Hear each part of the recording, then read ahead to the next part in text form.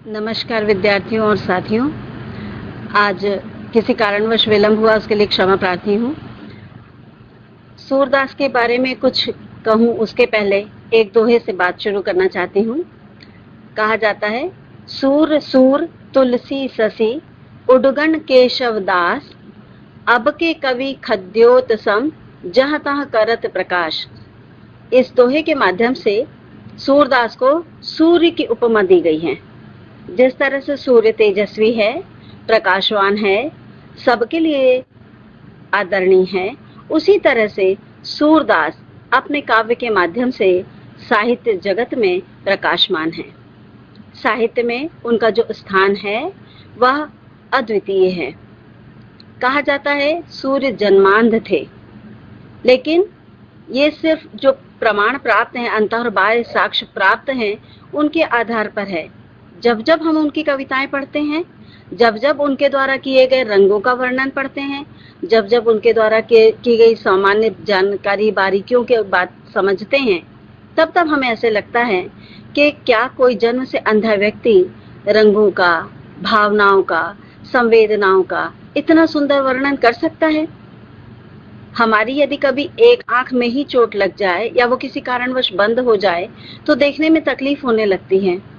हम कई चीजें ठीक से बता नहीं पाते, ध्यान नहीं रख पाते, ये हमारे सामान्य जीवन की प्रक्रिया है। लेकिन सूरदास के बारे में जब हम देखते हैं, उनका जितना भी काव्य पढ़ते हैं, ऐसा लगता है कि जैसे भगवान ने उनको अंतर्दृष्टि दी है, जिससे वो हर रंग का वर्णन कर पाते हैं। कृष्ण की बाल लीला हो, उनका माधुर्य हो, उनकी सुंदरता का वर्णन हो, उनके मोरपंख की बात हो या किसी और रूप में, हर जगह सूरदास अद्वितीय, अतुलनीय, अद्भुत नजर आते हैं। सूरदास कहीं पर भी किसी से कम नहीं लगे। थोड़ा समय का अभाव हो गया है विलंब के कारण, इसलिए मैं आपके साथ सीधे व्याख्या पे बात करूंगी। व्याख्या का तात्पर्य है, हम जिन चीजों को पढ़ते हैं, जिन्हें हम देखते हैं, उनको शब्दशः समझना और उसको अपने स्तर पर व्याख्यायित करना। कवि ने जो लिखा है उसकी व्याख्या हम कैसे कर पाएंगे? उसके मन के भाव, उसके विचार, उसकी कल्पनाएं, उसका अनुभव, ये सारी चीजें हम कहाँ से ला सकते हैं? लेकिन हम अपने अल्प बुद्धि से थोड़ा थोड़ा उन बातों को समझने का प्रयास करते हैं, उसे ही हम व्याख्या कहते हैं।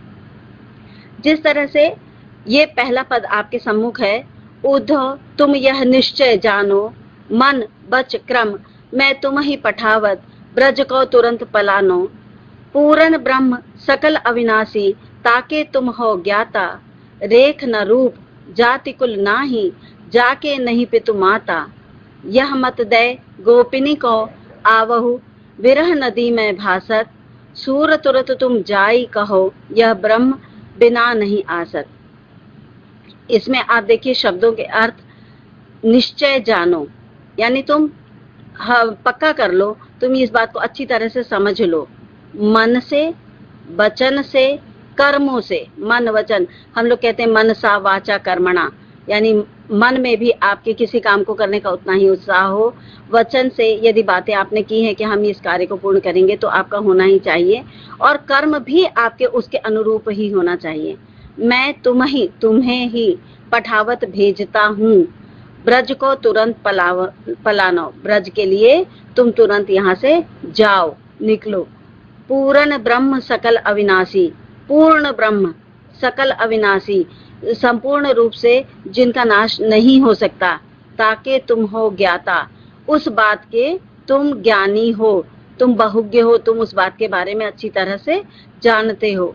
रेख न रूप जाति कुल, जिसकी रेखा नहीं है, रूप नहीं है, जाति नहीं है, कुल नहीं है, जाके नहीं पितु माता, जिसके माता और पिता भी नहीं है, यह मत, इस विचार को देकर गोपिनी को आवहु, गोपियों को दे करके आओ, विरह नदी में भासत, वो विरह नदी में डुबकी लगा रही हैं, वो विरह में डूबी हुई हैं।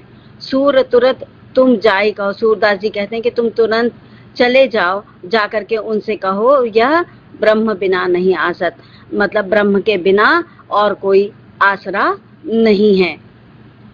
ये जब भी कभी हम व्याख्या करते हैं तो उसके पहले हमें उसका संदर्भ और प्रसंग लिखना पड़ता है। उस संदर्भ और प्रसंग के संदर्भ में मैं आपको बताना चाहूंगी कि भ्रमर गीत सार सूरदास का लिखा हुआ ऐसा विरह काव्य है जिसके बारे में जितना ज्यादा पढ़ा जाता है ज्ञान के उतने ही चक्षु खुलते चले जाते हैं। तो जब सूरदास ने भ्रमर गीत सार लिखा तो उसमें उन्होंने श्री कृष्ण के ब्रज से मथुरा चले जाने के उपरांत गोपियों का जो विरह था, समग्र ब्रज का जो विरह था, सभी लोग यहाँ तक कि पशु पक्षी पेड़ पौधे सभी विरह में डूबे हुए नजर आते थे। दुख थे, वियोगी थे, दुखी थे, वियोगी थे, ये सारी चीजें उनके साथ हो रही थी। इसलिए और जब कृष्ण मथुरा पहुंचे तो उन्हें उनके सखा उद्धव मिले और उद्धव ज्ञान की बात करते थे, ज्ञान मार्गी थे और वो योग की बातें करते थे। उसके माध्यम से वो निर्गुण निराकार ईश्वर की उपासना का तत्व देते थे। उनका कहना था कि ईश्वर निर्गुण निराकार है और उसकी उपासना उसी रूप में की जाना चाहिए। अपने ज्ञान मार्ग की बातें, अपने योग की बातें वो कृष्ण के साथ करते थे। कृष्ण का एक उद्देश्य यह था कि वह यदि गोपियां समझ जाएं तो गोपियां ब्रह्म को निर्गुण निराकार ईश्वर के रूप में पाने का प्रयास करें, और दूसरा यह था कि यदि उद्धव समझे गोपियों की जो भक्ति है वो वियोग जो है वह भक्ति का एक रूप है। भक्ति में प्रेम होता है, भक्ति में संवेदनाएं होती हैं और उसी का नाम भक्ति है। तो भक्ति में डूबी हुई जो गोपिकाएं हैं वो यदि चाहे तो उद्धव को सगुण साकार ईश्वर की उपासना के भेद समझा सकती हैं। इस तरह की बातें सोचकर कृष्ण ने दोहरे रूप में उद्धव को गोपियों के पास भेजना चाहा, इसलिए उन्होंने उनसे यह सब कहा। वो जानना चाहते थे कि क्या उद्धव वास्तव में अपने ज्ञान मार्ग की गठरी लेकर के वहां जाएंगे तो वो अपनी बातों में सफल होंगे, क्या वो गोपिकाओं को समझा पाएंगे, क्या वो गोपिकाओं को बता पाएंगे कि निर्गुण निराकार ईश्वर और सगुण साकार ईश्वर के बीच में क्या अंतर है, किसको पूजा जाना चाहिए और किसकी आराधना की जाना चाहिए। इस बात का जो भेद हम अपने भक्ति काल के विभाजन में भी देखते हैं। जब हम भक्ति काल की बात करते हैं तो भक्ति काल की दो धाराएं निर्गुण और सगुण प्रवाहित होती दिखाई देती हैं, और निर्गुण धारा में जैसे कबीर हैं वो निर्गुण निराकार ईश्वर की उपासना करते हैं, सूरदास है, तुलसीदास है, सगुण साकार ईश्वर की उपासना करते हैं। लेकिन सूरदास का एक पद यह बताता है कि उन्होंने निर्गुण निराकार ईश्वर की उपासना पहले प्रारंभ की थी और उसके बाद वो फिर सगुण साकार ईश्वर की उपासना के लिए आए थे। वह उस पद की कुछ पंक्तियां मैं आपके सामने रख रही हूँ। अविगत गति कछु कहत न आवे, जो गूंगे मीठे रस को फल अंतर्गत ही भावे। इन पंक्तियों में अंत में सूर कहते हैं, रूप रेख जाति जुगति बिना निरालंब कित धावे, सब विधि अगम विचार ही ताते, सूर सगुण पद गावे। सब विधि सब प्रकार से उन्होंने जब निर्गुण निराकार ईश्वर के बारे में जानकारी प्राप्त कर ली तो उसके बाद फिर उन्होंने सगुण साकार ईश्वर की उपासना प्रारंभ की। इस तरह से जब कृष्ण के माध्यम से उन्होंने निर्गुण निराकार ईश्वर की उपासना के प्रेमी उद्धव को जाना तो उन्होंने उद्धव को गोपिकाओं के पास भेजने का प्रयास किया, और यह सोचकर उन्होंने कि वो जाएंगे और वहां जाकर के वो गोपिकाओं को इस सब के बारे में बताएंगे और वो बताएंगे कि निर्गुण निराकार ईश्वर के बिना कोई आसरा दुनिया में दूसरा नहीं है। इसलिए उन्होंने कहा, उद्धव तुम यह निश्चय जानो, तुम यह सब अच्छी तरह से समझ लो, जान लो कि तुमको वहां जाना है और वहां पे तुमको अपने मन से, वचन से और कर्मों के माध्यम से मैं तुम्हें वहां भेजना चाहता हूं कि तुम वहां जाकर के अपने इन विचारों को, ब्रज को जाकर के इन विचारों को गोपिकाओं तक पहुंचाओ। और गोपिकाएं जो विरह की नदी में डूबी हुई हैं उन्हें तुम बताओ कि तुम बेकार ही कृष्ण की आराधना में जुटी हुई हो, कृष्ण को ईश्वर मान के उनके पीछे पड़ी हुई हो। वहां जाने के बाद तुम्हें यह उनको समझाना है कि कृष्ण के साथ लगाव उनका निराधार है, असली ब्रह्म तो निर्गुण निराकार होता है, और ये सब समझा करके उन्हें उनके विरह से उन्हें दूर हटाओ। ये सब बातें कहने के बाद कृष्ण ने अपनी बात समाप्त की और उद्धव को ब्रज के लिए भेजा।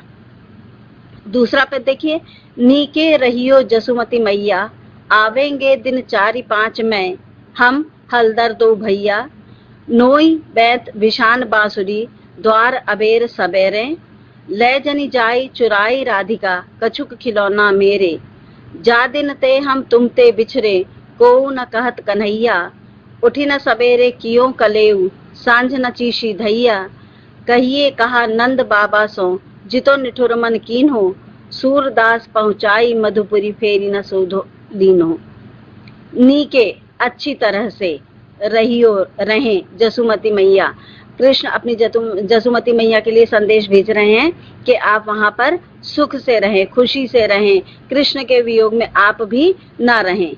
आवेंगे दिन 4-5 में, कुछ ही दिनों में, 4-5 दिनों में मैं और हलदर दोनों भाई वहां आपके पास पहुंचेंगे। नोई बैत विशान बांसुरी द्वार अबेर सबेरे, ये सारी चीजें जो जसुमती मैया उनकी संभाल के रखती हैं। अबेरना मतलब संभालना।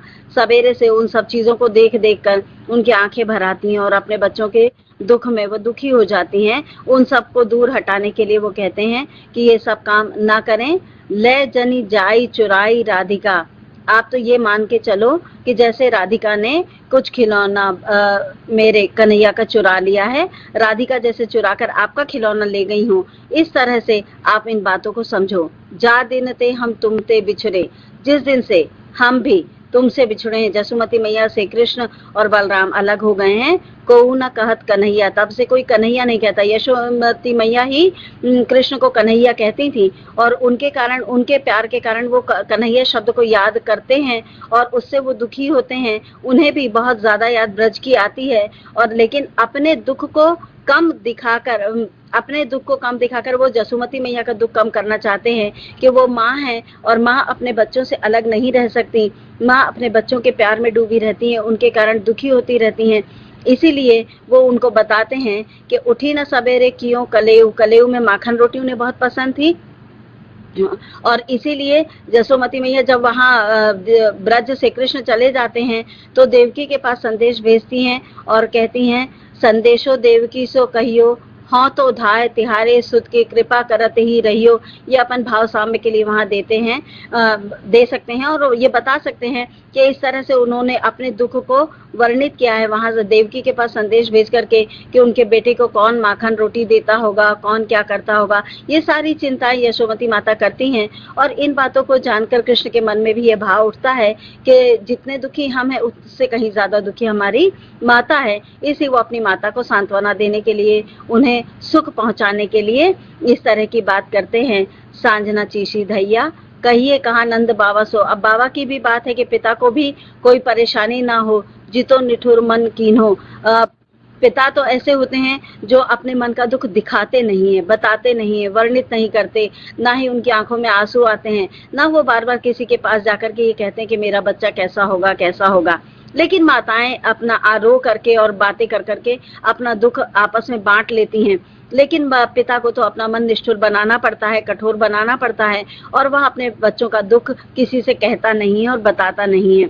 सूरदास पहुंचाई मधुपुरी फेरी न सोधो लीनो, जब से आपने, यशोमती मैया से वो शिकायत भी करते हैं कि जब से आपने हमको ब्रज से भेज दिया है, हम दोनों भाइयों को, फिर आपने हमारी सुध नहीं ली, फिर आपने हमारे बारे में नहीं पूछा, आपने एक बार भी हमको याद नहीं किया। इस तरह से कहकर कृष्ण अपनी माँ को कुछ सुख पहुंचाना चाहते हैं, उनके दुख को, कष्ट को कम करना चाहते हैं, इसलिए वो इस तरह की बात करते हैं ताकि उनकी माँ के दिल को सांत्वना मिले और वो सुखी हो जाएं। इन सब चीजों में आपको ये भी देखना है कि हम लोग जैसे विशेष लिखते हैं तो कौन सा अलंकार है, कौन सी गुण है, कौन सा शब्द शक्ति है, ये सारी चीजें हमको तलाश करना पड़ती हैं। समय की कमी के कारण चूंकि मैंने बहुत सारे पद लिखे हैं इसलिए मैं आपके साथ कम बातें कर रही हूँ। आप थोड़ा सा इस पर ध्यान दीजिएगा कि ये सब आपको करना है। तीसरा पद देखिए, है को वैसी ही अनुहारी, मधुबन तन ते आवत सखीरी, देखो नयन निहारी, वैसोई मुकुट मनोहर कुंडल, पीत बसन रुचिकारी, वैसे ही बात कहत सारथी सो, ब्रज तन बाह पसारी, केतिक बीच कियो हरि अंतर, मनु बीते जुग चारी, सूर सकल आतुर अकुलानी, जैसे मीन बिनु बारी।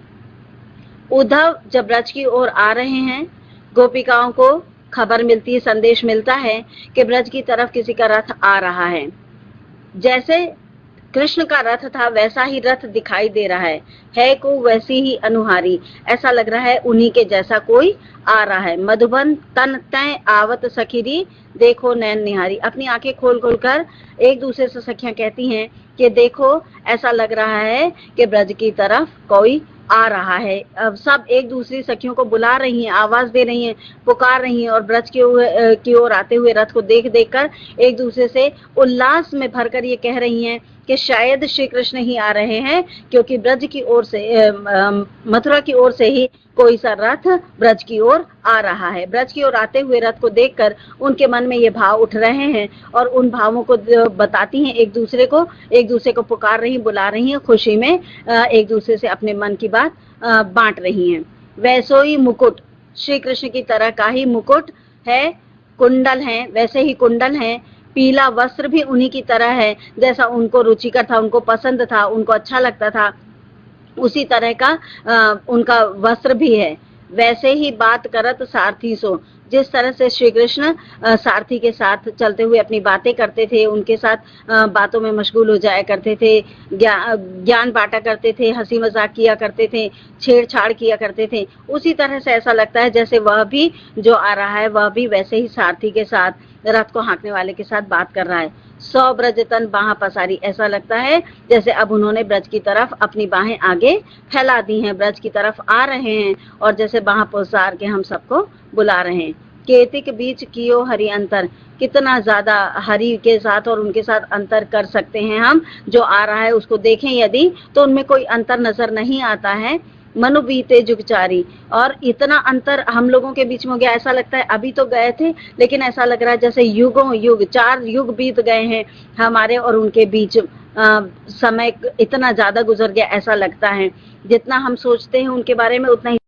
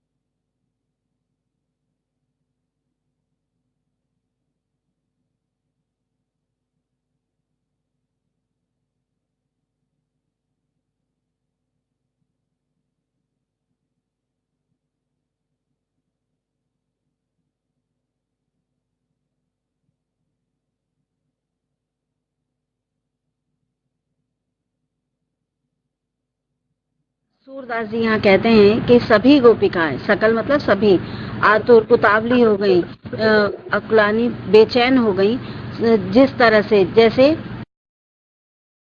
चैन हो जाती है, बेकरार हो जाती है, मरणासन हो जाती है, उसी तरह से श्री कृष्ण से मिलने के लिए सब गोपिकाएं व्याकुल हो गई, बेकरार हो गई। तो यहाँ पे देखिए जो कविता की पंक्तियां होती हैं, उन कविता की पंक्तियों के बीच में हमें कई चीजें देखने को मिलती हैं, जैसे मीन बिनु बारी, ये जैसे दिया है इसमें, तो इसमें हमें अलंकार भी दिखाई देते हैं। और आप ये देखिए कि किस तरह से हम व्याख्या कर सकते हैं, इस व्याख्या को हम और ज्यादा बढ़ा सकते हैं, इसमें हम और ज्यादा भाव साम्य के लिए दूसरी कविताएं डाल सकते हैं, और ज्यादा हम इसको बता सकते हैं। इन सभी पदों में, सूरदास के पदों में सामान्यतः उपमा, तुल्य योगिता, ये सब अलंकार दिखाई देते हैं। इसके बाद आप देखिए, देन आए उद्धव मत नीको, री मिली सुनहु सयानी, लेहु सुजस कौटी को, कहत अंबर आभूषण, गेह नेह सुत ही को, भस्म करी शीस जटा धरी, सिखवत निर्गुण फीको, जान यह जुगतिनी को देत, फिरत दुख पी को, सराप ते भयो श्याम तन, तो न कहत डर जी को, जाकी प्रकृति पार जिए जैसी, सोच न भली बुरी को, जैसे सूर व्याल रस चाखे, मुख नहीं होत अमी को। देन आए उद्धव, उद्धव जो है वो आए हैं अपने ज्ञान को बताने के लिए, योग की साधना की, तपस्या की बात करने के लिए, ये बताने के लिए कि निर्गुण निराकार ईश्वर की उपासना कैसे की जा सकती है, किस तरह से भक्ति के माध्यम से ईश्वर तक पहुंचा जा सकता है, वो कौन से काम होंगे जिनसे ईश्वर तक पहुंचा जा सकता है। गोपिकाओं के मन में श्री कृष्ण बसे हुए हैं, और गोपिकाएं श्री कृष्ण के प्रेम में इस कदर पागल हैं, इस तरह दीवानी हैं, इतना ज्यादा उनसे जुड़ी हुई हैं कि वो कुछ और बात सुनने को तैयार नहीं है। उद्धव से मिलने देखने के बाद उन्हें लगता है कि वो कृष्ण के बारे में बताएंगे, ये बताएंगे कि कृष्ण उन्हें याद करते हैं या नहीं करते हैं, कृष्ण उन्हें भूले तो नहीं है, ये सारी चीजें उनके मन में हैं और वो जानना चाहती हैं। लेकिन उद्धव जब आए हैं तो उद्धव अपने मन की बात कह रहे हैं, अपने योग की, अपने ज्ञान की बात कर रहे हैं। तो गोपिकाएं उद्धव से ये कहती हैं, देन आए उद्धव मत नीको, मतलब आप जो मत लेकर के आए हैं, आप जो विचार लेकर के आए हैं, आप जो ज्ञान लेकर के आए हैं, वो तो बहुत अच्छा है। नीको मतलब अच्छा है। री मिली सुनहु सयानी, लेहु सुजस कौटी को, और ये सब सयानों के बीच में मिलकर, सुनकर सुजस, यश का टीका आपको लग सकता है। जो सयाने हैं उनके बीच में आप यदि उनकी बात करेंगे, जो बुजुर्ग हैं, जो जानकार हैं, जो ज्ञानी हैं, जो ज्ञान की बातें जानना चाहते हैं, उनके बीच में यदि आप अपनी ये बातें कहेंगे तो आपको यश मिलेगा, यश का टीका आपके माथे पर लग जाएगा। कहत अंबर आभूषण, गेह ने सुत ही को, कहते हैं, कहा जाता है, अंबर आभूषण, गेह मतलब घर, नेह मतलब प्यार, सुत ही को, केवल बच्चों से ही सबका प्यार होता है, मतलब सारी चीजें जो प्यारी होती हैं उन सब के, मतलब वस्त्र हैं, अंबर मतलब वस्त्र, आभूषण, गेह नेह सुत ही को, ये सारी चीजें प्यार की होती हैं। आगे इनके प्रति आदमी दीवाना होता है, लेकिन ये सब चीजें एक समय तक ही अच्छी लगती हैं। भस्म करी शीस जटा धरी, सिखवत निर्गुण फीको, भस्म करी शीस मतलब सिर को जलाकर, जटा रख कर, सिखवत निर्गुण फीको, जो आप सिखा रहे हैं उस निर्गुण में रस नहीं है, आनंद नहीं है, उस निराकार ईश्वर की बातों में हमको उत्साह नहीं, उमंग नहीं आती है, हमारा मन नहीं रमता है। जिन बातों को सुनने में हमारा मन रमता है वो बातें आप हमसे नहीं कर रहे हैं। आप अपनी जो बातें कर रहे हैं वो हमें अच्छी नहीं लग रही, या वो हमें आनंद नहीं दे रही हैं। इसलिए जान यह युवतिनी को, ये ज्ञान जो आप युवतियों को देत फिरत दुख पी को, जो आप ये जो ज्ञान दे रहे हैं, इससे हमारा दुख और बढ़ रहा है। श्री कृष्ण के बारे में हम जानना चाहते हैं, श्री कृष्ण की बातें करना चाहते हैं, और आप हमें ज्ञान की बातें कर रहे हैं। तो इस तरह से यदि आप ये करते हैं तो हमारा दुख बढ़ जाता है, हमारा दुख और ज्यादा हो जाता है, और हम अपने दुख को ही पीकर रह जाते हैं। सराप ते भयो श्याम तन, ऐसा लगता है जैसे आपका जो तन काला हो गया है। कृष्ण भी काले थे, उद्धव भी काले थे, तो इसलिए वो कहती हैं कि सरापते भयो श्याम तन। ऐसा लगता है जैसे आपने जब ये ज्ञान की बातें बताई होंगी, जब आप ये ज्ञान ही ज्ञान बांट रहे होंगे, तो उस समय किसी न किसी का श्राप आपको लगा है, जिसके कारण आपका तन ऐसा जलकर काला हो गया है। तो न कहत डर जी को, तो भी आपको ये कहते हुए डर नहीं लगता, आपका मन डरता नहीं, घबराता नहीं है कि आप इस तरह की बातें करते हैं। लेकिन वो बाद में ये कहती हैं, जाकी प्रकृति पारी जिए जैसी, जिसका जो मूल स्वभाव होता है, जाकी प्रकृति मूल स्वभाव, जिसका जो जन्मजात गुण होता है, वह जन्मजात गुण कभी जाता नहीं।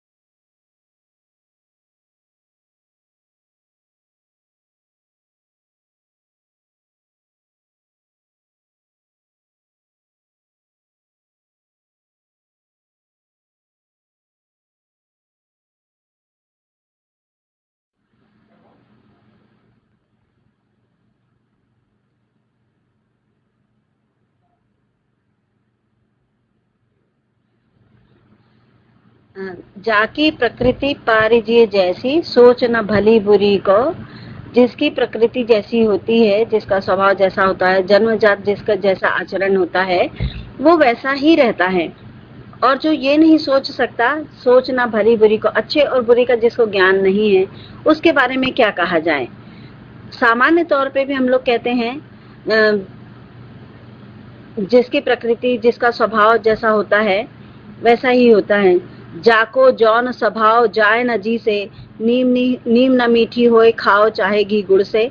इस तरह की बातें कहकर भी यही बताया जाता है कि जैसा स्वभाव जिसका होता है उस स्वभाव में कोई परिवर्तन नहीं आता। लेकिन उद्धव के बारे में गोपिकाएं कहती हैं कि आप तो यह भी न सोच सकते, आपके बारे में क्या कहा जाए, कि आपको भले और बुरे, अच्छे और बुरे का भी भान नहीं है। आप ये भी नहीं समझ पाते कि क्या अच्छा और क्या बुरा है। जैसे सूर व्याल रस चाखे, मुख नहीं होत अमी को। जैसे सूरदास जी कहते हैं कि जिस तरह से जो सांप होता है, सांप कितना भी कुछ भी खा पी ले, कुछ भी कर ले, लेकिन उसका जो गरल है, उसका जो विष है वो कम नहीं होता, वो खत्म नहीं होता है। उसी तरह से जो मनुष्य होता है उसका जो स्वभाव जैसा होता है वह अपने स्वभाव के अनुरूप ही कार्य करता है, उसके स्वभाव से अलग वह कुछ भी नहीं कर पाता। तो आप भी ठीक वैसे ही हैं कि आपका जैसा स्वभाव है आप वैसा ही कार्य करते हैं। हम गोपिकाओं को, युवतियों को आकर के आप ज्ञान और योग की बातें बताना चाहते हैं जो हमारे किसी काम की नहीं, हम तो सिर्फ श्री कृष्ण के बारे में ही जानना चाहते हैं। प्रकृति जो जाके अंग परी, स्वान पूछ को कोटिक लागे, सूधी न कहूँ न करी। जैसे काग भच्छ नहीं छाणे, जनमत जौन धरी। धोए रंग जात नहीं कैसे हूँ, ज्यों कारी कमरी। ज्यों अहि डसत उदर नहीं, पूरत ऐसी धरन धरी। सूर होई सोच नहीं, तैसे ही एउरी। प्रकृति जो जाके अंग परी, जिस तरह का, अभी जैसे पिछले पद में भी हमने बात की थी, ये कुछ उसी तरह का पद है कि जो जिस तरह का होता है या जिसके स्वभाव में जिसको जैसी आदतें पड़ जाती हैं, जिस तरह का काम आदमी करने लगता है उसी तरह का आचरण उसका होता है। स्वान पूछ कोई कोटिक लागे, कोई जो कुत्ते की पूंछ होती है उसको कितना भी ज्यादा प्रयास कर लिया जाए लेकिन वह सीधी नहीं हो सकती। तो जिनके अंदर जिस तरह के भाव होते हैं, संवेदनाएं होती हैं, उनके काम भी उसी तरह से होते हैं। जैसा विचार वैसा ही कर्म, ये बात यहाँ पे लागू होती है, उसी तरह के होते हैं। जैसे काग भच्छ नहीं छाड़े, कौवा जो होता है वह यदि उसे किसी तरह का मांस मिल जाए तो वो उसे छोड़ता नहीं है। जनमत जौन धरी, चाहे कोई कितना भी उससे प्रयास कर ले लेकिन वो अपनी चीज छोड़ता नहीं है। उसी तरह से मनुष्य अपना आचरण छोड़ता नहीं, कोई कितना भी प्रयास कर ले। धोए रंग जात नहीं कैसे हूँ, कितना भी ज्यादा धो लिया जाए, कितना भी ज्यादा प्रयास कर लिए जाए, कितना भी ज्यादा कैसे भी कोशिश कर ली जाए, ज्यों कारी कमरी, जिस तरह से काला कंबल जो होता है उसको धोने से वह सफेद नहीं हो सकता, वह काला है तो वह काला ही रहेगा। उसी तरह से मनुष्य का स्वभाव है कि उसके साथ जितना भी कोशिश कर ली जाए लेकिन वो वैसा ही रहता है जैसा उसका स्वभाव बचपन से बन जाता है, जैसा उसका आचरण होने लगता है। ज्यों अहि डसत उदर नहीं, पूरत ऐसी धरनी परी। जिस तरह से सांप यदि डस देता है तो चाहे वो उदर में नहीं डसता है, पूरत ऐसी धरनी परी, लेकिन इस तरह से धरती पर पड़ जाता है। सूर होई सोच नहीं, तैसे ही एउरी। जैसे सूरदास जी कहते हैं कि जो जैसा होता है उसकी सोच जैसी होती है वह वैसा ही रहता है। वो ये आपस में सखियां गोपिकाएं भी बात करती हैं कि उद्धव के बारे में भी हम कुछ इसी तरह से विचार कर सकते हैं कि इनकी सोच जैसी है वैसे ही इनके कर्म हैं, इसमें कोई अंतर नहीं है। उद्धव मन न भये 10-20, एक हुतो सो गयो श्याम संग, को आराध्य तू ईस। इंद्रिय शिथिल भई के सब बिनु, ज्यो देही बिनु शीस। आशा लागी रहती तन श्वासा, जीवहि कोटि बरीस। तुम तो सखा श्याम सुंदर के, सकल जोग के ईस। सूर हमारे नंद नंदन बिना, और नहीं जगदीश। अब यहाँ पे गोपिकाएं उनके ज्ञान मार्ग से, उनकी कठोर बातों से, उनके निर्गुण निराकार ईश्वर के ज्ञान से थक गई। उसके बाद अंत में वो सिर्फ अपने बारे में ये कहती हैं कि उद्धव मन न भय 10-20। मन तो हमारे पास कोई 10-20 तो है नहीं, एक ही था, वो श्री कृष्ण के साथ चला गया। अब यदि तुम हमसे कहते हो कि श्री कृष्ण को छोड़कर हम तुम्हारे निर्गुण निराकार ईश्वर की उपासना करें, तो अब ये किस तरह से संभव हो सकता है, कैसे कर सकते हैं हम? हमारे मन में तो एक श्री कृष्ण बसे हुए हैं, वही हमारे भगवान हैं और हम उन्हीं की आराधना करते हैं, उन्हीं की पूजा करते हैं। इसलिए अब यदि तुम चाहो कि हम अपने श्री कृष्ण को छोड़ करके तुम्हारे ईश्वर की आराधना करने लगें, तो ये हमसे नहीं बन पड़ेगा। इंद्रिय शिथिल भई केशव बिनु, हमारे तो शरीर की सारी इंद्रियां शिथिल पड़ गई हैं, कमजोर पड़ गई हैं। केशव के बिना ऐसा लगता है जैसे कहीं कोई उत्साह नहीं है, किसी काम में मन नहीं लगता है, कोई काम करते नहीं बनता है, शरीर बिल्कुल कमजोर हो गया है, इस तरह का लगता है। और महसूस ऐसा होता है ज्यों देहि बिनु शीस, ऐसा लगता है जैसे सिर्फ सिर रह गया है, शरीर पूरा का पूरा नष्ट हो गया है। देहि देह बिनु शीस, देह के बिना, शरीर के बिना जैसे सिर रह जाए, तो सिर भी किसी काम का नहीं रह सकता। केवल दिमाग के चलते रहने से ही सब कुछ चलायमान नहीं होता, शरीर का जोड़, उनके साथ जुड़ाव होना बहुत जरूरी है।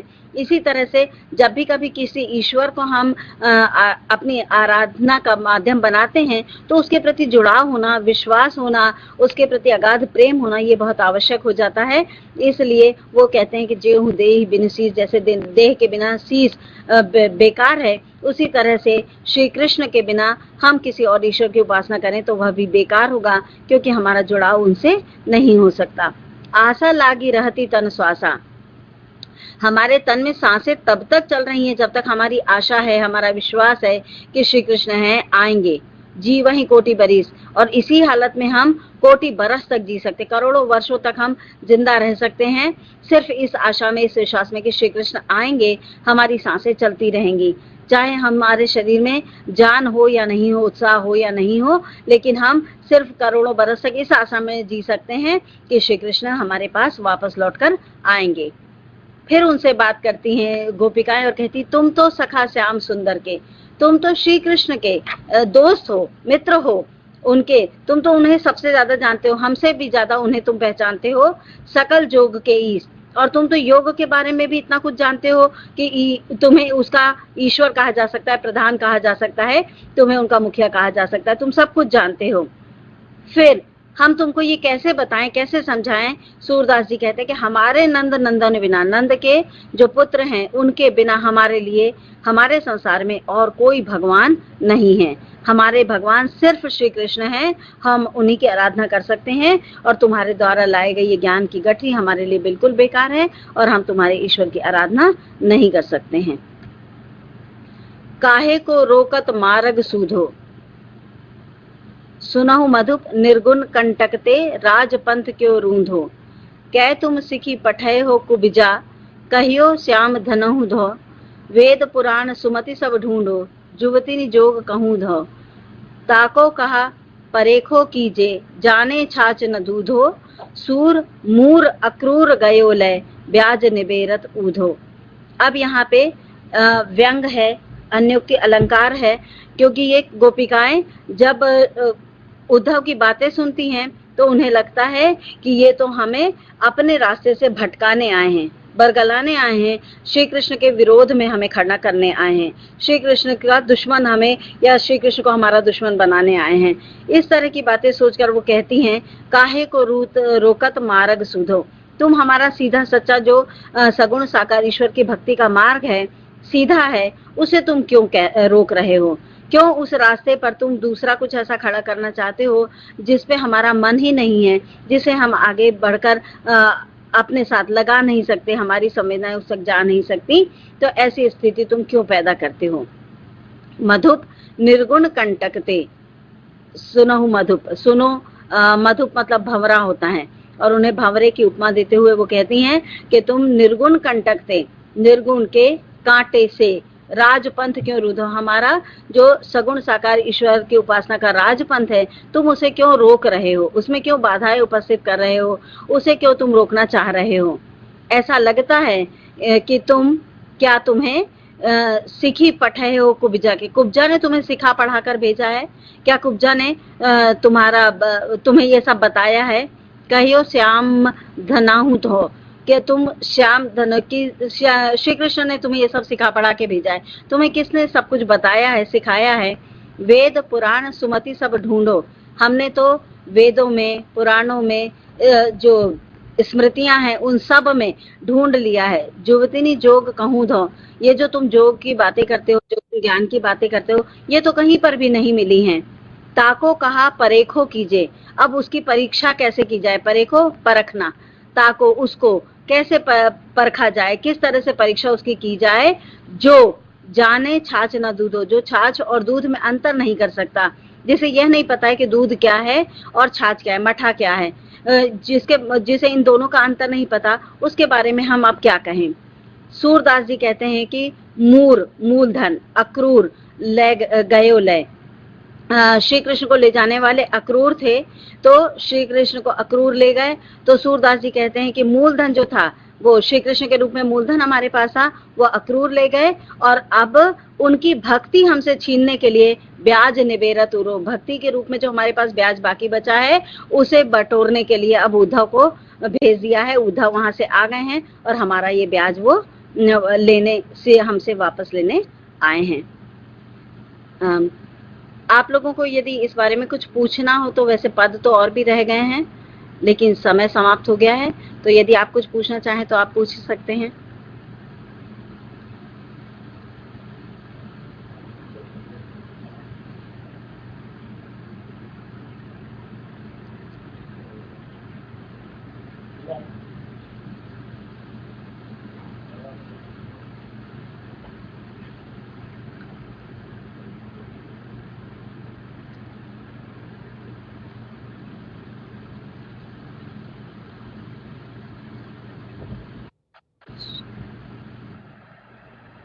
मैम मेरा क्वेश्चन ये है, सांझ चीसी दैया का में चीसी का अर्थ क्या है?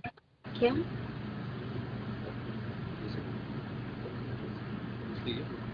हेलो, फिर से बोलिए, आपका प्रश्न ठीक से सुनाई नहीं दिया। सांझ न चीसी दैया में चीसी का अर्थ क्या है?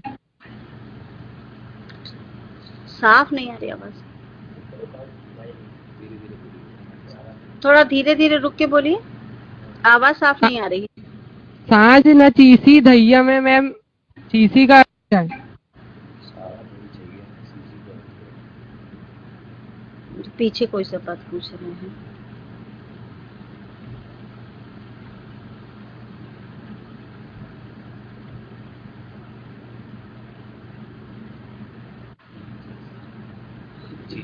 हाँ, ये सांझ न चीसी धैया, ये पूछ रहे हैं आप? उठी न सबेरे कियो कलेऊ, ये वाली पंक्ति है। हाँ, सुबह जैसे वो कलेऊ मतलब नाश्ता करना होता है, तो जब वो बोलते हैं कि हमने सुबह से कुछ खाया पिया नहीं है, नाश्ता नहीं किया है, और ना ही शाम को जो आके मक्खन और रोटी माँ देती थी, जिस तरह से प्यार से बिठा के खिलाती थी, वह भी हम शाम को नहीं कर पाते हैं। मतलब याद इतनी आती है कि इन सब चीजों को हम उस तरह से महसूस नहीं कर पाते हैं।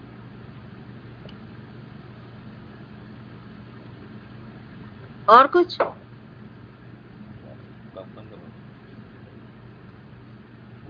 ठीक है, धन्यवाद।